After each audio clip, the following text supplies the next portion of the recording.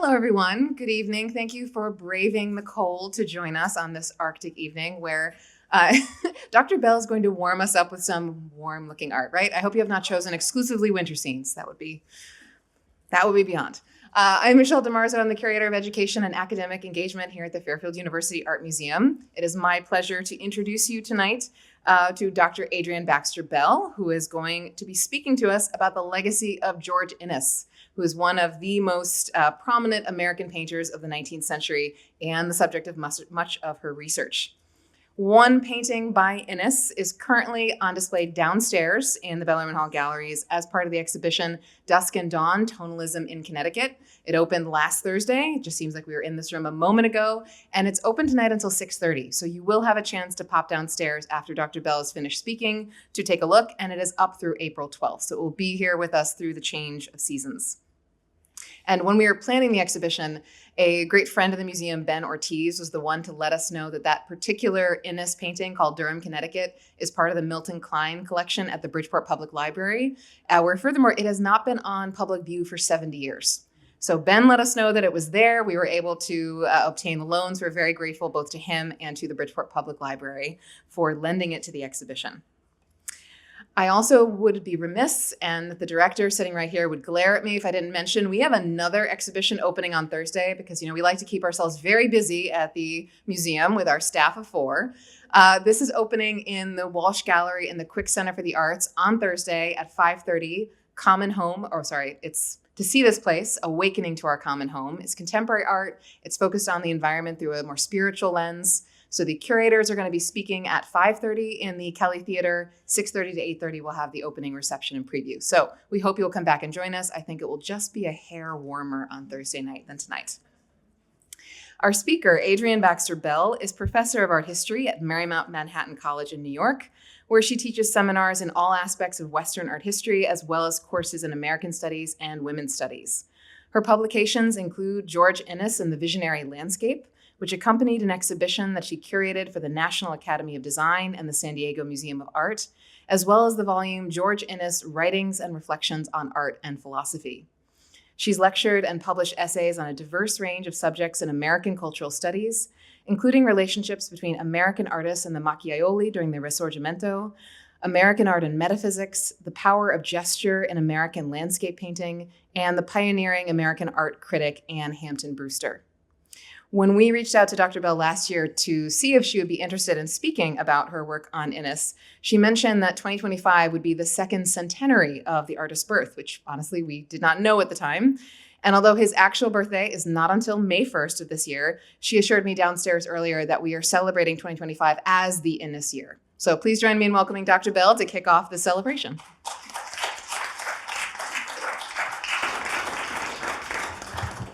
I think he deserves at least a full year of celebration, so thank you so much. I'm just going to adjust this a little bit, see how much I can see. Is there a light? Let me see if there's a light here. Okay. I can't quite see all of you, but I do thank you all for coming to this talk. I really appreciate your coming out in this very cold weather. And I want to say special thanks to Carrie Weber and Michelle DeMarzo for inviting me to give a talk today. Special congratulations to Marianne Holohan for that beautiful tonalist exhibition downstairs, which I hope you've all seen, and you'll have many chances to really study it over the next several months. It is a beauty. I'm going to be telling everybody in New York to come up and see it. Believe me, it's not that far. And I think this is a really great opportunity to study these beautiful and inspiring works of art in depth, in person. We just don't have that many in New York collections, and this is really a golden opportunity to get to know the field and the artists who practice the style. So, okay. In 1849, George Inness, who came to be known as the father of tonalism, included a landscape painting entitled Early Recollections in the National Academy's annual exhibition in New York.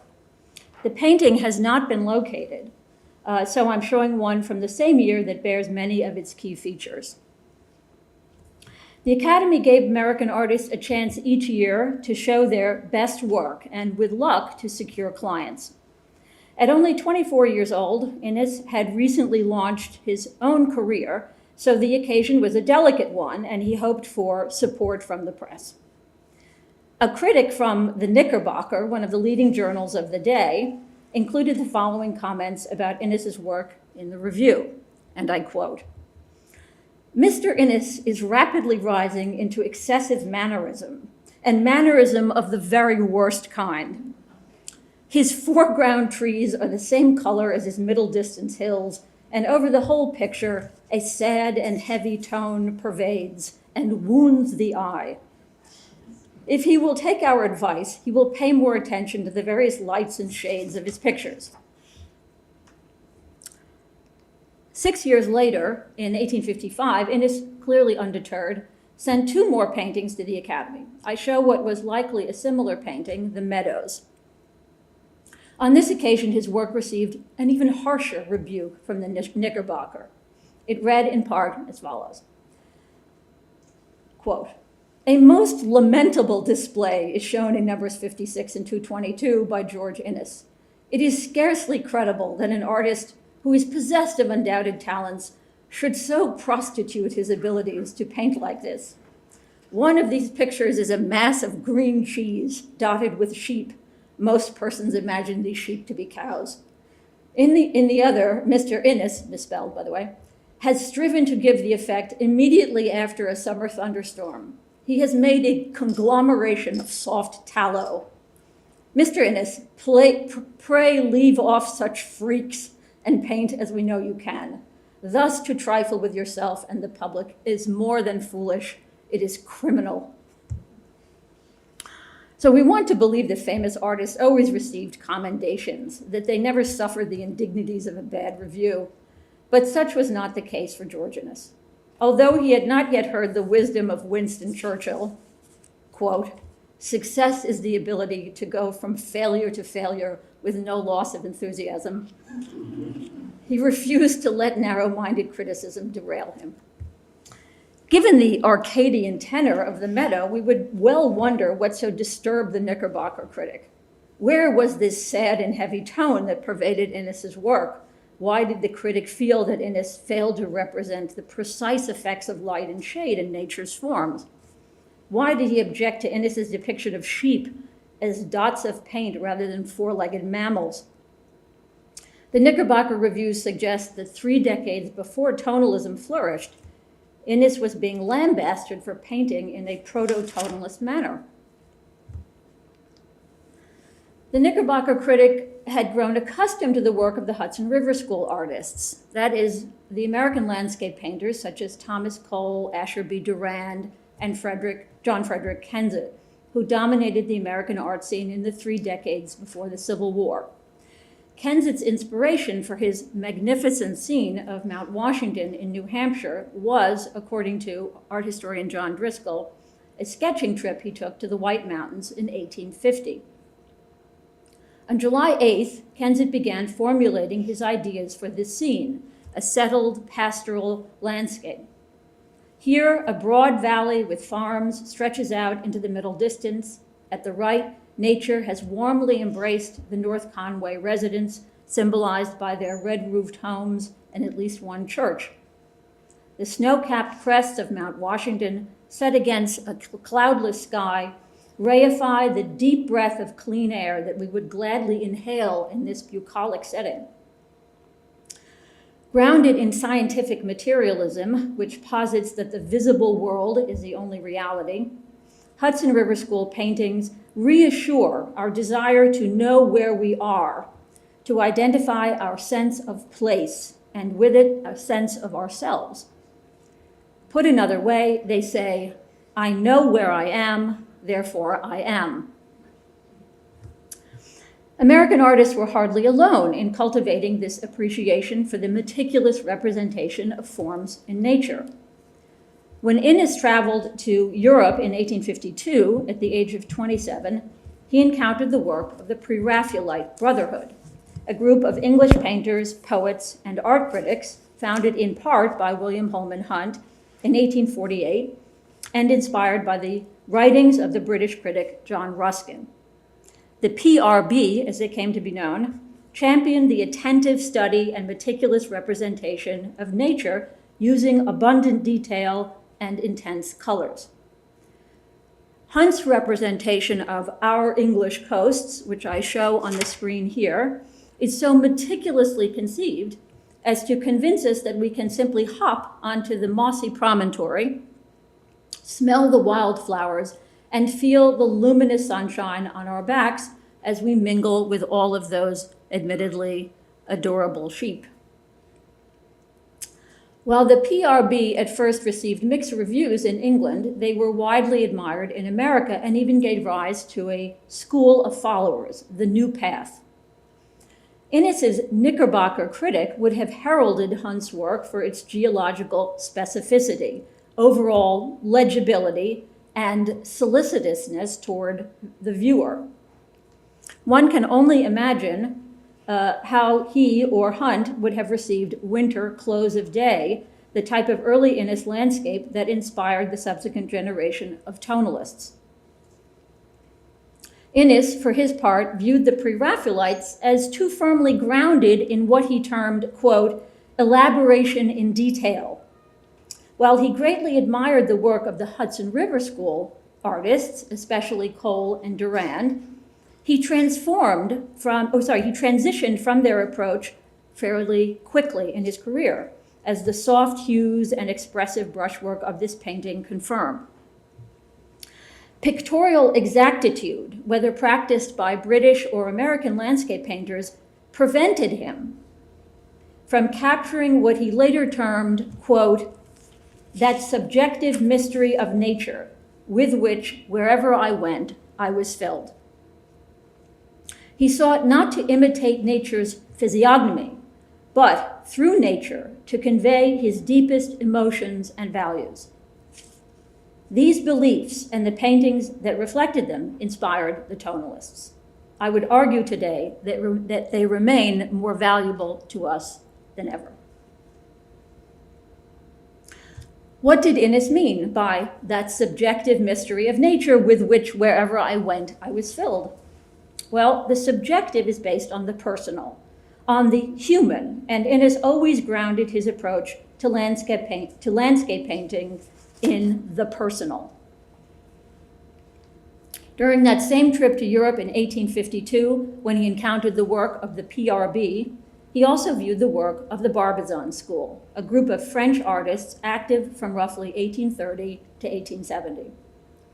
Inspired by the plein air landscapes of the British painter John Constable, Barbizon painters abandoned the heady politics of mid-19th century Paris and headed to the French countryside to find solace and inspiration in nature.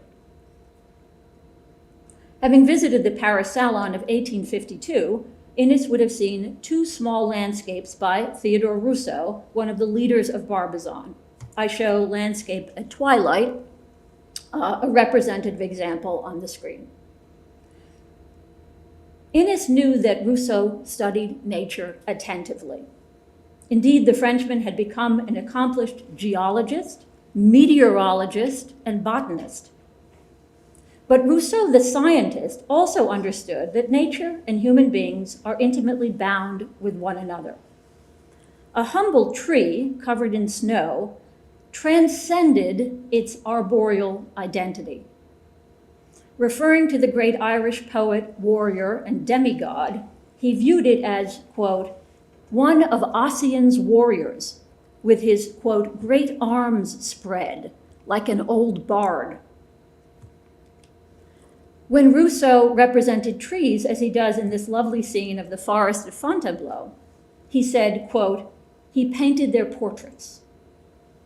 He believed that trees had, quote, muscles, limbs, hands, and beautiful skin, white and pallid like the skin of dryads. The sun wasn't simply a star at the heart of our solar system. It was, for Rousseau, quote, the lyre of Orpheus. He added, quote, the sun makes everything move and everything feel and everything attract. It renders the stones eloquent. These ideas resonated deeply with Inness and helped him, in the face of what might have been debilitating criticism, to develop his artistic practice. He once told a friend that when he saw the, quote, tortured and twisted trees of Italy, they told him something about humanity. While Olive Grove near Rome, painted in 1870, does not yet manifest the full scale of his late landscape painting style, it gives us a hint of his animistic view of nature, his belief that all facets of nature possess a spiritual identity. Although Barbizon paintings were not fully accepted in America until the 1880s, their more expressive approach to painting gradually entered into the American artist's vocabulary after the Civil War, thanks in part to Inness. As this critical acceptance progressed, so too did Inness's approach to conveying that subjective mystery of nature.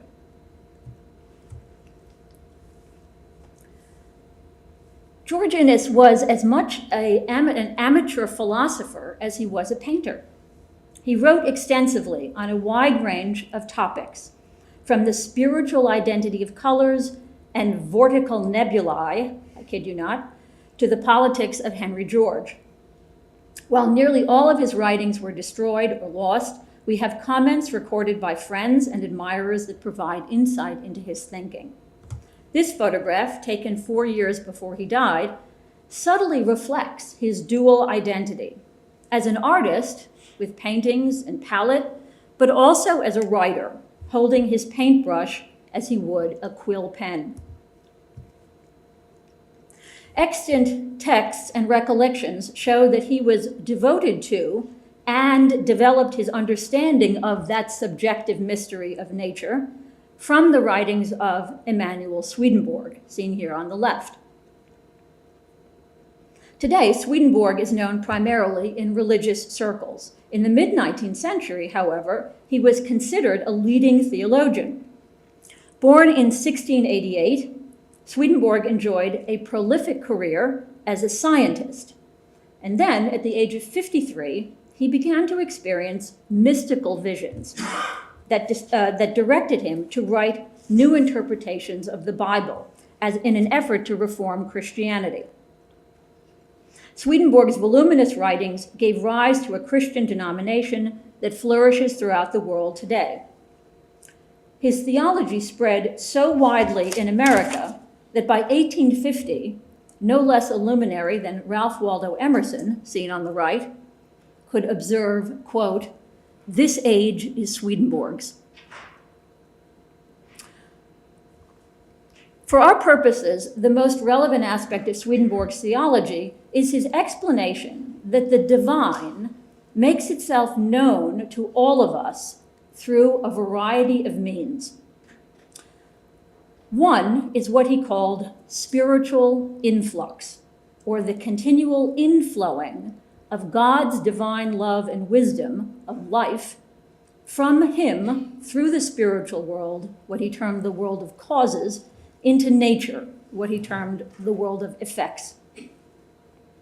Inness never explicitly represented Swedenborgian principles, but he came close to manifesting them in this extraordinary late work, Summer Montclair, New Jersey Landscape. Swedenborg held that natural objects and creatures, including man,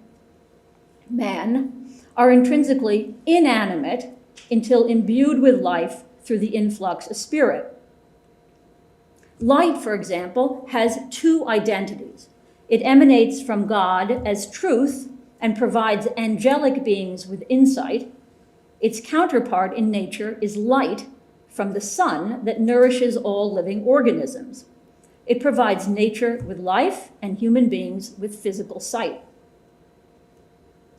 Swedenborg summarized the idea this way, quote, "There is only one life which flows into and vivifies all forms." Years later, Inness made a statement that aligns nicely with Swedenborg's hypothesis. He said, quote, the true end of art is not to imitate a fixed material condition, but to represent a living motion. The intelligence to be conveyed by it is not of an outer fact, but of an inner life.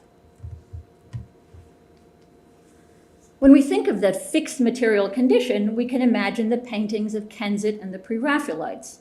When we imagine the living motion, we can picture the work of the Barbizon school and the later work of Inness, which inspired the Tonalists.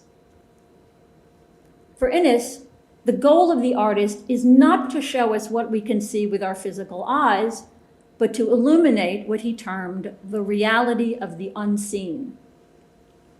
A world created not by a god of a particular religion or creed, but by a divine force. To be sure, in Autumn in Montclair, another exceptional late landscape painting, we can make out certain key forms: landscape, trees, maybe a white-roofed farmhouse in the distance. But this is no ordinary landscape. By judiciously suffusing this setting, both in front of and behind that lapis sky, in a bath of rusty, reddish oranginess, Inness compressed the illusion of three-dimensional space, a hallmark of art since the Renaissance, pointing the way towards such kindred spiritual modernists as František Kupka and even Hilma af Klint. Inness's flickering staccato daubs, conveyed by judiciously tapping paint with his brush at a 90-degree angle to the canvas, have conveyed something otherwise invisible to us, the force of nature's vitality. We are not seeing, as we would in an Impressionist painting, the transitory effects of light on nature's forms. Inness embraced neither Claude Monet's rich palette of optically exacting colors, nor his obsession with the multifaceted and endlessly changing character of daylight. Instead, we're sensing what Inness termed the living motion of nature and nature's inner life. If Inness's paintings reflect his worldview, then here, in this extraordinary late landscape painting, we have something close to his subjective view of the mystery of nature. Before we dismiss Inness and Swedenborg as excessively or unapproachably mystical, too out of step with our quotidian lives, we might consider the fact that we have not yet entirely renounced our recognition of nature's spiritual identity. Many of us still relish those startling moments when we realize that our plants have grown and blossomed overnight, and we sense there must be a force at work beyond the mechanics of botany. Moreover, we've adopted some of Swedenborg's ideas in our own language. When he linked insight to light, he formed a correspondence between a force in the spiritual world, insight, and one in the natural world, physical light. We do the same when we report that we're feeling blue or comment on someone's sunny disposition. Emerson, that somewhat clandestine admirer of Swedenborg, left a trenchant summary of this idea in his landmark treatise of 1836, Nature. He said, quite simply, every natural fact is a symbol of some spiritual fact. Moreover, our predecessors maintained a version of this animistic view of nature. By nature, I also mean the land represented in tonalist paintings and the very land on which this museum is located. The western section of Connecticut, that is the Fairfield, Litchfield, and New Haven counties, was once largely inhabited by the Paugussett. After the Pequots suffered numerous defeats at the hands of the English colonists during the Pequot War of 1636 to 38, members of the tribe sought refuge with the Paugussets. After the Fairfield Swamp Fight of 1637, the Pequots lost their recognition as a political entity. Some surviving members were sold into slavery in Bermuda and the West Indies. Fortunately, the tribe reconstituted and flourishes in parts of New England and Long Island, New York today. As with many indigenous tribes, the spiritual structure of existence for the Paugussets stems from the belief that life originates from the Great Spirit, an all-encompassing presence that embodies both male and female qualities. In large part, indigenous people value and respect the earth as a spiritual being and a giver of life. Since the displacement of indigenous tribes from the 17th through 19th centuries, human beings have gradually distanced themselves and their faith from the natural world. With the concomitant flourishing of industrialization, the American landscape has become an increasingly commodified and commercialized space.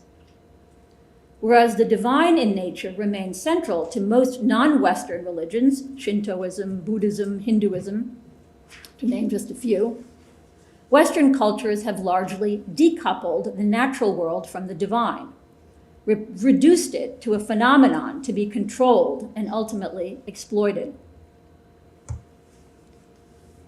The agents of creation in indigenous spirituality are rarely pictured as human, as they are in Christianity. I ask for your imaginative engagement, therefore, when I show this beautiful photograph of the Paugusset Trail in Fairfield County. Moreover, cosmic indigenous visions are significantly diverse, and each community maintains its own traditions.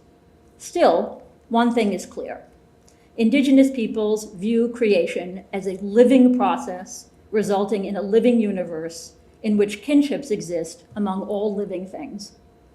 The Great Spirit, the totality of all that is sacred, powerful, and mysterious, resides at the center of creation and permeates the universe, including all facets of nature. Most indigenous cultures believe that human beings, which share possession of the Great Spirit, exist in a state of kinship with all life forms. As the Lakota chief Black Elk once said, quote, "When we use the water in the sweat lodge, we should think of Wakatanka," that's the Lakota term for the Great Spirit, who is always flowing, giving his power and life to everything. This sentiment harmonizes surprisingly well with that of Swedenborg and his hypothesis of spiritual influx. He said, "The divine flows into each and all things immediately, for by divine truth, all things were created. Divine truth is the one only essential, and therefore that which from all things are."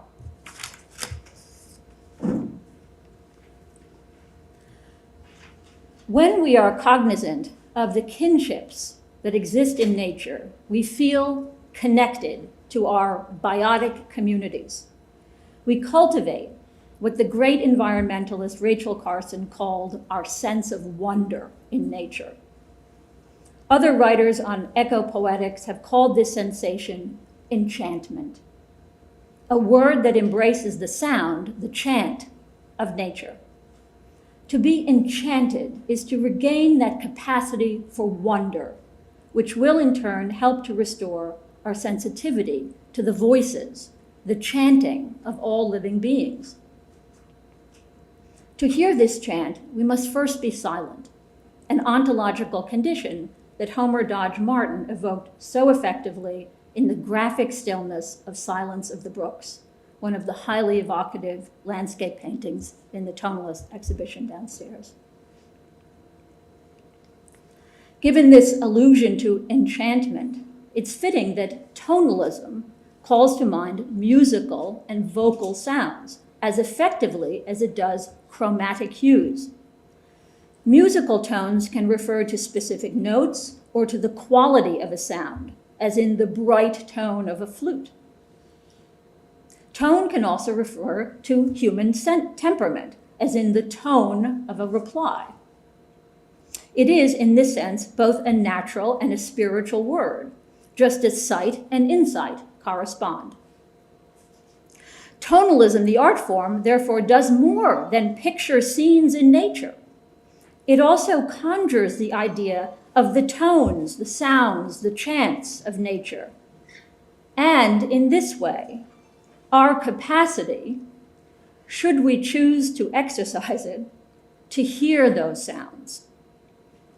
With Charles Warren Eaton's Winter Solitude, another beautiful tonalist painting in the show, we have everything we need in imagery, color, and mood to quiet ourselves so that we can hear those sounds and the spaces in between them. Tonalist paintings remind us of our fundamental capacity to be enchanted by the music, the colors, and, recalling Rousseau and Inness, the personalities of nature's inhabitants.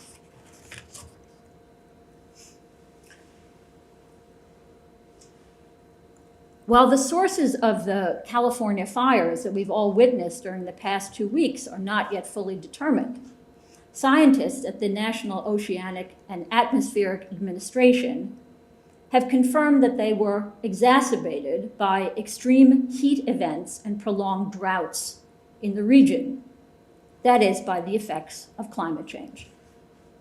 Moreover, according to the World Economic Forum, long-term shifts in temperatures and weather patterns could cause 14.5 million deaths by 2050.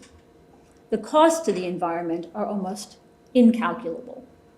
They include the loss of biodiversity, rising sea levels, increased ocean acidification, glacier and ice sheet melt, and permafrost thaw. Human beings will suffer from increased heat-related illnesses, the spread of infectious diseases, respiratory problems, and food insecurity.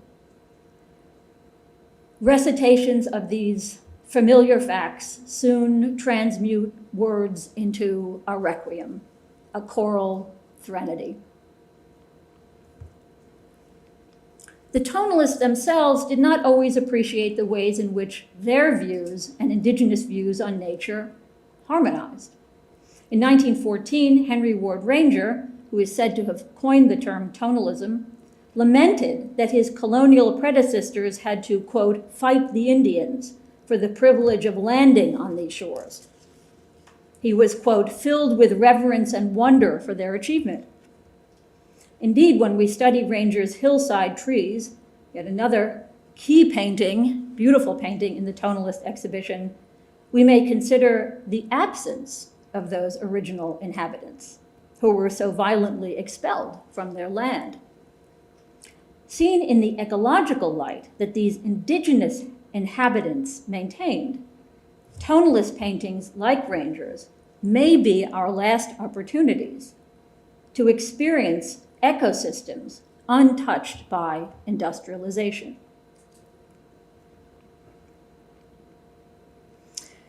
The environmental crisis is in part a product of the prevailing outlook that human beings are separate from and superior to nature, and that we can control all other species. It sees the earth as an endless resource, its bounty ever at our disposal. We might do well, instead, to acknowledge that we are part of a greater collective, part of the Earth's ongoing creative evolutionary process to which each species contributes. Professor Anna Balakian, former chair of comparative literatures at New York University, once wrote about, quote, the vast international connections and kinships that bind together people of vastly different nationalities. She held that the study of comparative literatures was essential for global understanding, and that it could potentially foster peaceful relationships among warring nations. Makes sense. If you know someone else's literature, they can read yours. You have a chance to share your knowledge and share your art form. Along the same lines, I would argue that tonalist paintings can spark our collective ecological imagination. As works of art that transcend nationality and politics, that need no spoken language or resolute faith, or entrenched political stance to be understood. They serve as poignant, universal reminders of what is at stake in nature, what we might lose, and what we must come together to preserve. For inspiration and a broader context, we need not look only to domestic sources. If we gently expand the parameters of tonalism as an art form, a way of entering the world, we see harmonies in the work of Far Eastern artists.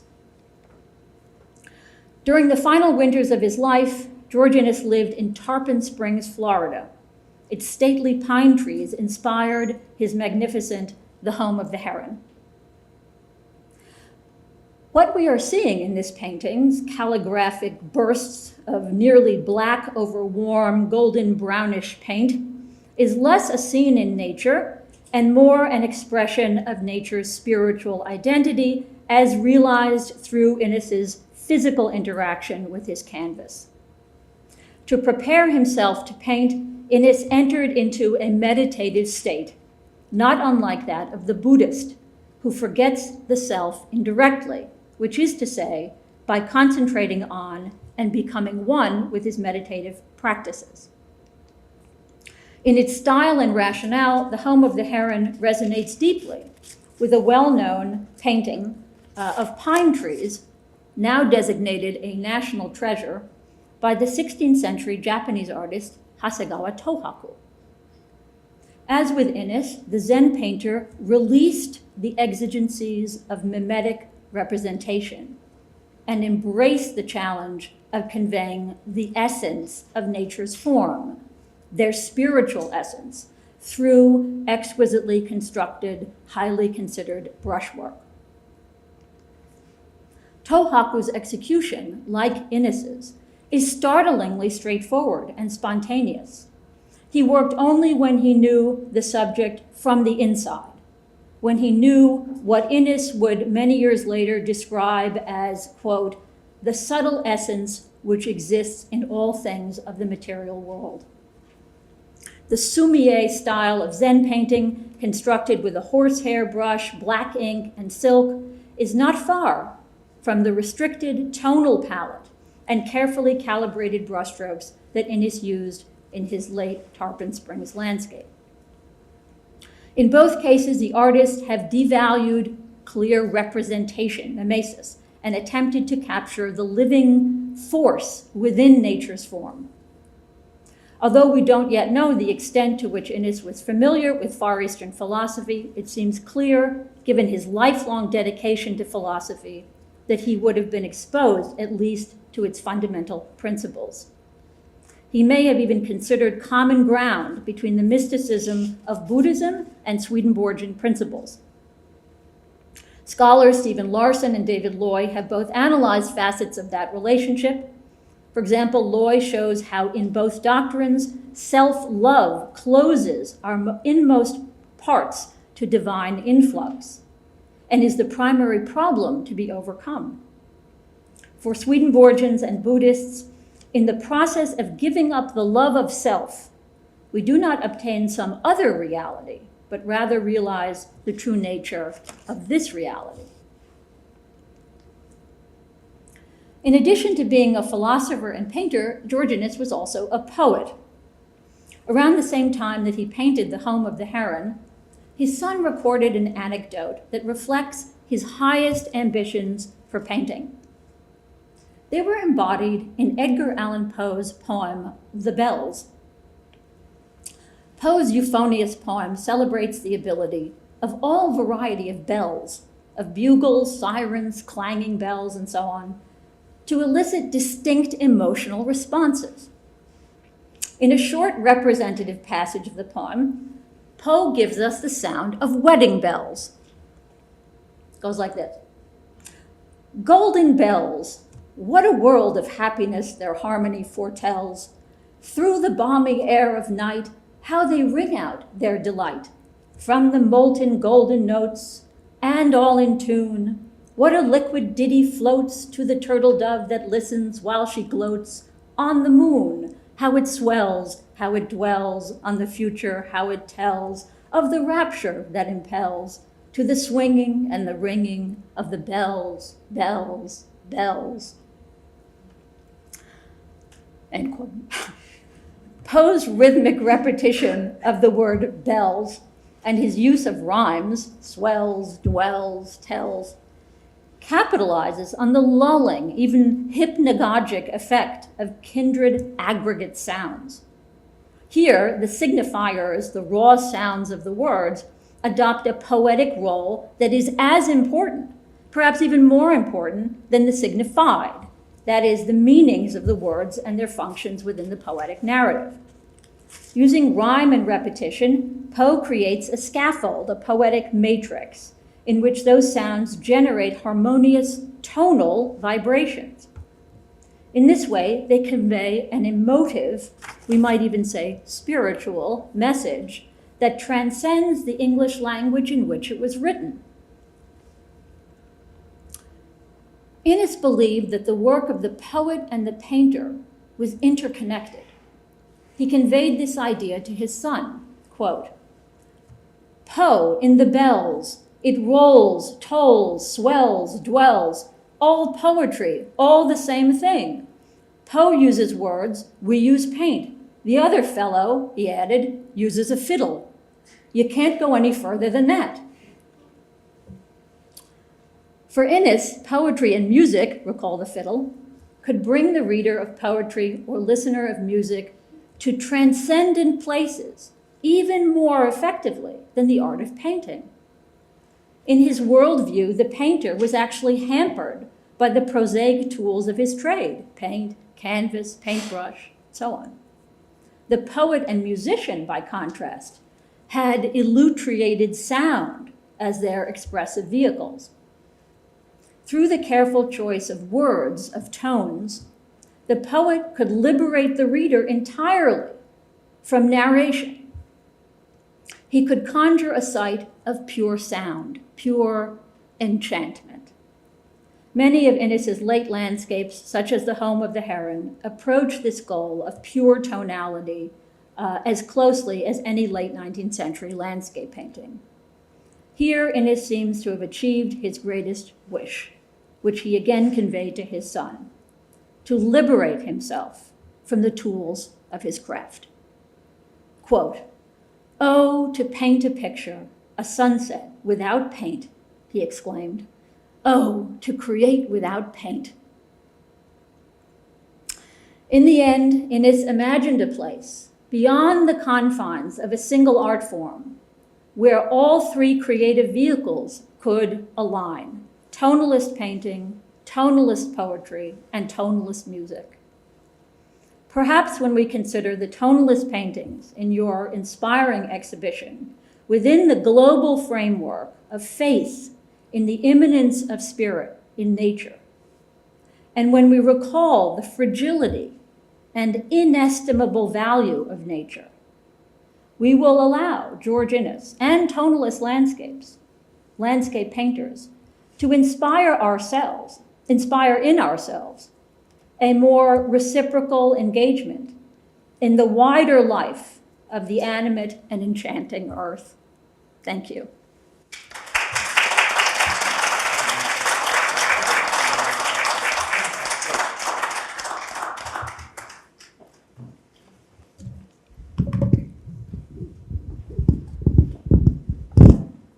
If anyone has questions for Dr. Bell, we can give you the microphone so you can be captured.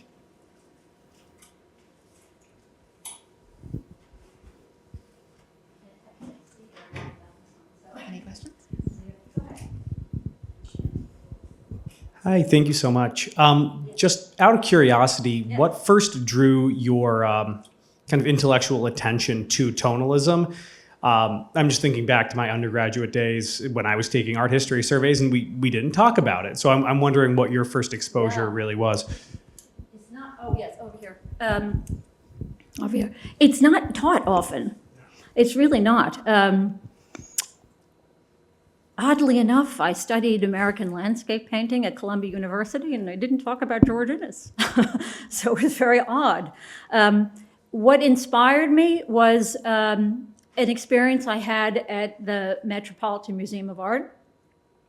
I remember studying for some exams, and I walked through the Loose Study Center, which is a sort of storage unit, and I saw a painting of George Inness behind a storage rack. And I had never seen anything like that before in my life. And it just struck me. It completely struck me. I said that there's something here that is mystical. And I've always been very curious about how to grapple with the complexities of this question of the relationship between a natural realm and a spiritual realm. And I was always dissatisfied with the notion that a spiritual realm is some physical place beyond. And so I was always reading about philosophical ideas and theological ideas that discussed the spiritual as an immanent inside of something concept. And I can't really say how I connected those two things, but that particular painting said that this is a vehicle to grappling with that bigger idea. And there was a person in it. And I was fascinated by the fact that he always put an anonymous figure. I called it later an anonymous figure. So he always seemed to me to be inviting us into this space. And I felt like that was an invitation I wanted to accept. So that's really what began my curiosity. And oddly enough, that very day, I ran into someone completely, well, again, you're going to say by chance, but I did run into somebody who was involved in producing at the time they were still working on a George Inness catalog raisonné. And I know this sounds like a crazy fluke, but it really did happen. He saw me, I flaked out on the floor of the mat, and he said, "Oh, why do you like that painting?" And so we started talking about it, and he said, if you want to pursue this topic, here's the catalog, this is the person to contact to talk about George Inness catalog raisonné. So, yeah, so I went home and I started reading Plato, actually, the Timaeus. And that got me into Swedenborg and started reading Swedenborg a lot. So, yeah, I don't think that it's something that I'm ever going to solve. He's such a great artist. I don't think that there's a solution to any of it, but these paintings are a way of grappling with really challenging issues. And I like to grapple with those issues, but also like visual things to guide me. And he's been a kind of guide. And the tonalist artist also. I'm going to get a question first, then I'll give it to Carrie. So, two things. First, you mentioned that he often had an anonymous figure, but I noticed there were no figures in almost any of the paintings you showed today. Is that something that dropped out as he moved along? Well, there's one over, let's see, that one there. So this. Oh, wow. Figure, yeah. They're there. I've written a lot about them. They're never identifiable. They're never identifiable as either male or female. And but they humanize the space. They tell us that we can get into this space. And I think they are, like many of his forms, they're deliberately vague. There's a famous anecdote where someone came up to him in a landscape painting and said, "Mr. Inness, what's that thing over there in the painting?" And he said, "Well, what do you think it is?" And they said, "Well, I think it's a wheelbarrow." And he said, "Good, that's just what I thought too." So his raison d'etre, his whole approach to painting was not to tell us. And so these figures don't tell us, but they're there. It's like the wheelbarrow was there if you want it to be there. And, the figure is there if you connect to it. So that anonymous figure is a really key element in his compositions, and I think has to do with the capacity of the human being to be in these spaces and to imagine spaces that are familiar to a certain extent, but also different. And I would say spiritual. So, okay. I was going to ask virtually the same question, because as I've looked at the tonalist paintings downstairs, very few of them have figures. Yeah. And as I understand it, that was very intentional. Yeah. So I was surprised at this date because I was going to guess that as his paintings got later, maybe he stopped putting the anonymous figures in. But this is a very late painting, and there's the figure. So he kept doing it. He okay. Yeah. So they were always there. Yeah, okay. they're So, always but the there. tonalists really didn't want figures.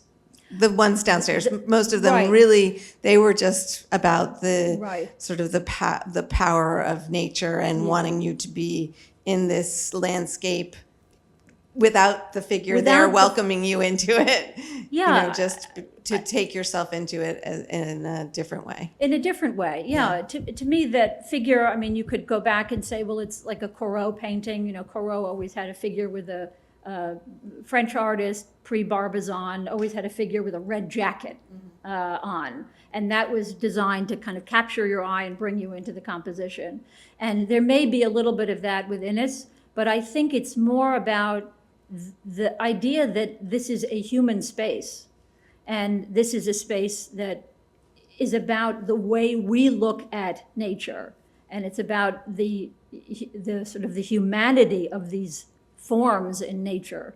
I mean, when Rousseau talked about the human qualities of a tree, the animistic view, that's, I think, very much what Inness was thinking. He really believed that these were spaces that related to us as people. And that human figure is a way of underscoring our connection. This isn't some place that's other. You know, this is a world that human beings live in. And this is part of also the Swedenborgian idea of the immanence of spirit in nature, that spirit is always flowing into these forms and into us. And so how do we recognize it? Well, Swedenborg would say by a change of psychological state. But we are in it right now. We are in a spiritual state. So to me, that's also why that figure is there. It's to remind us of the omnipresence of spirit in our lives. So this is a world that he didn't paint a world that was different from his world. He painted his world as he saw it. Could you go back to the Henry Ward Ranger for the hillside trees? So I found it very interesting. You brought in the discussion of the indigenous perspective of the landscape, and you might assume, based on just looking at tonalist paintings, that they would have been in concordance with the indigenous communities. And you point out we have Testament of Ranger having a very 19th century attitude toward the indigenous communities that were replaced. And what I was thinking about this, there's no human figure, but what do we see but that very New England tradition of the rock wall, all the rocks cast up as humans came in, cut down all the trees, turned it into farmland, and literally carved their mark onto the face of the land by making those stone walls that weren't there before. I thought that was very interesting, in line with this idea of this is a human world, in this case, not someone in a red jacket, but humans all the same. Right. Humans who have taken over the land.